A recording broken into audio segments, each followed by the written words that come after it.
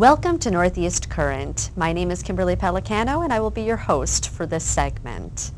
October is National Breast Cancer Awareness Month, and with us we have a very special guest.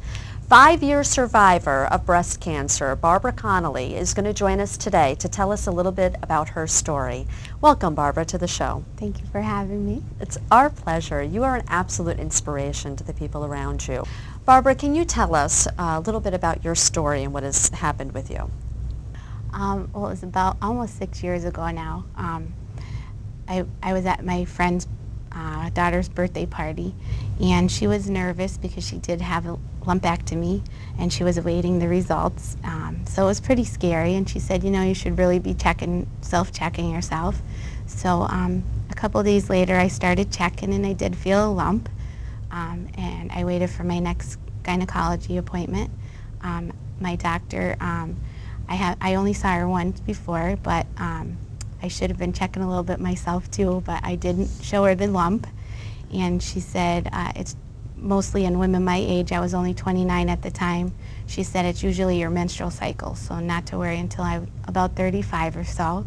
So I had 3 children, 12. CJ was 12, Kristen was 5, and Jennifer was 3. I was pretty busy, so I just went on with my busy life and forgot about it. And then several months later I hit it. I accidentally bumped it, and it grew a significant size. So I went back to the doctors, and the nurse practitioner sent me for an ultrasound right away. Then a radiologist came in and said, well, you should really go get an MRI. So I was getting nervous at that point. I actually broke down a lot between that, but the MRI showed solid masses attached, and they suggested me to go to a breast care surgeon, and we chose Dr. Bannon, who I believe is my hero. He decided to take the lump out. A lot of times they think it's a cyst, but he chose to have the lump removed, so he's really my hero. They removed the lump by lumpectomy, and 3 days later Ron came home crying because it was positive. So I had a big choice to make because I had three young children and Ron and my whole family, you know. And I have a large family history of it. My dad's sister and my mom's sister both had breast cancer. And it came back on both sides. My great-grandmother on my mom's side had it, and it returned, and my dad's sister had it, and it returned. So I opted to have a double mastectomy because I wasn't the only one that had to go through it. My children and Ron had to go through it with me, along with my whole family. And I didn't want to have to worry about it the rest of my life because I was only 29 at that time. And so I did have the double mastectomy, but because it was in there for so long and the tumor did reach 2.9 centimeters, I did need chemotherapy. So I did 4 rounds of chemo with Dr. Hyzinski. He's amazing. And then I also had breast reconstruction with Dr. Blomain. I had 7 surgeries in total with everything that I went through. Wow. While I was going through it, actually when I was losing my hair, when I started to lose my hair, I was so upset, and I was trying to think of a way that I could make it better because it was so hard. So friends of mine were having a benefit for me and a few other cancer patients, and I decided then that I would shave my head to raise money. I donated my hair for breast cancer because it was about this long. It was this long, and it was a waste to let it go, and I didn't want to see it go so sad. So we set up a booth, and we had 19 ponytails raised that day, and Wow. Men and women were shaving their heads. One of my friends, my girlfriend, shaved her head way before Kelly Pickler. That's wonderful. That's but she great. did shave her head with me. We raised $500 for the benefit, and so it was just a nicer way to, you know, lose my hair. So I do think that women should think of positive ways to get through it, even if it's giving to others, because that's how I chose to do it. And that's great. Actually, I have seen the pictures with you that when you did do that, and you just look, just totally phenomenal, just vibrant. So that's a great way. That's a great thing for women to know, that maybe take that extra step instead of that sadness. Tell me though, as you were going through this, tell me about the children. How were you able to tell them what you were going through? Well, I waited until I found out what was going to happen with me.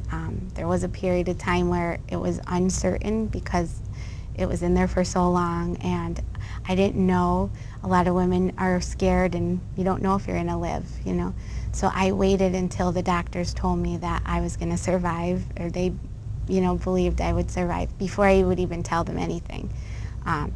But when I went for my mastectomies, I was in the hospital waiting for my surgery, and there was a magazine sitting on, in the waiting room, and I was thumbing through it, and I saw this doll. It's called Kimmy Cares Dolls. And I said, I have to order these for the girls because I don't know how to tell them. And it's just a nice little plush doll with different hairstyles, long hair, bald head, a babushka, and it came with a cute story that really explained it in their in their language, right? So they can understand. And then I kind of kept them involved with my hair, and let them touch my head and color on my head if they wanted to make it fun. Or we would always have dress up time with pink hats and tea parties. My son was great. He was 12, and he told me right off the bat, Mom, I learned this in health class.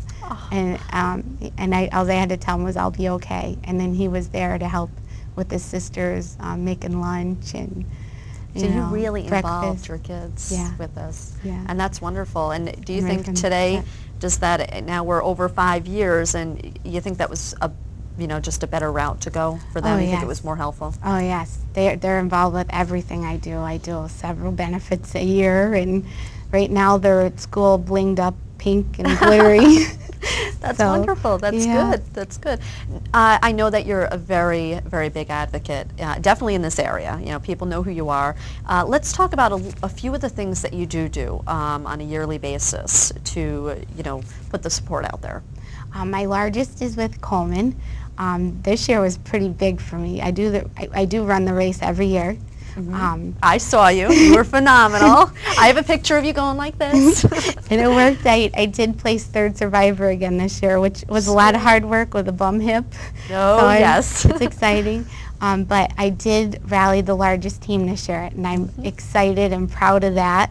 That was my goal, to celebrate 5 years, and I chose Commonwealth Hospitals because I had all my surgeries done there, and I kind of wanted to show women in our area, women and men, that you don't necessarily have to leave the area, because I had excellent care right here.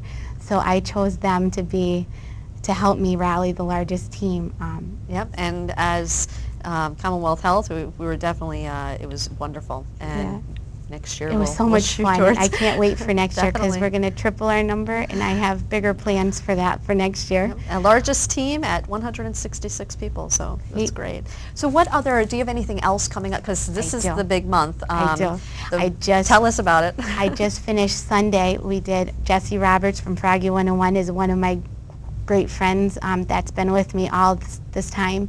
Every year we do Strike Out Breast Cancer, and that proceeds the American Cancer Society, which is another awesome foundation that I truly believe in, and I've used, I've benefited from myself.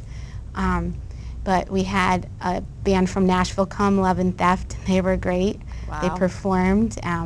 It was a fun event. People bowled and bought T-shirts, and I'm not sure what we raised yet, but that was just Sunday.